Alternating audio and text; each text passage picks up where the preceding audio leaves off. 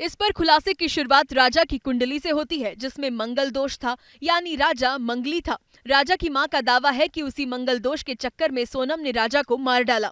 मंगल वजह की वजह से ही उसने सोनम ने राजा की हत्या की और सारी गलती तो उनके घर वाले की है, क्योंकि जब उनको मालूम था राज के बारे में तो उनने किसी के लड़के को क्यों फंसाया। कड़ियों को जोड़ते हुए राजा के परिवार को अब अंदेशा है कि राज के साथ शादी करने के लिए सोनम जानबूझकर राजा रघुवंशी से शादी करने के लिए तैयार हो गई। वो प्लान जिसमें मंगल दोष को हटाने के लिए राजा के साथ अमंगल वाली साजिश रची गई। वो राज पुष्पा जो भी है उसको मंगल दोष नहीं था, तो हो सकता उसने राजा की पूरी प्लानिंग बनाई, घर वाले की वजह से उसने सब शादी करी। मतलब उसके बाद में ना उसने सोचा कि मैं राजा को रास्ता से हटा दूंगी और पता भी नहीं चलेगा। क्या सच्चाई यही है या इससे भी ज्यादा खौफनाक है?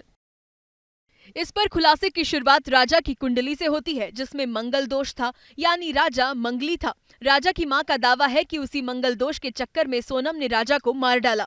मंगल वजह की वजह से ही उसने सोनम ने राजा की हत्या की और सारी गलती तो उनके घर वाले की है, क्योंकि जब उनको मालूम था राज के बारे में तो उनने किसी के लड़के को क्यों फंसाया।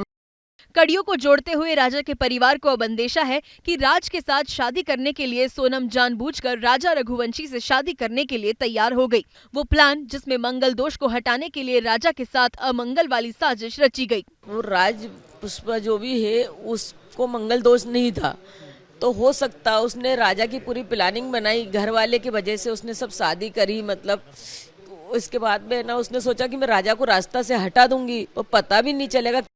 क्या सच्चाई यही है या इससे भी ज्यादा खौफनाक है?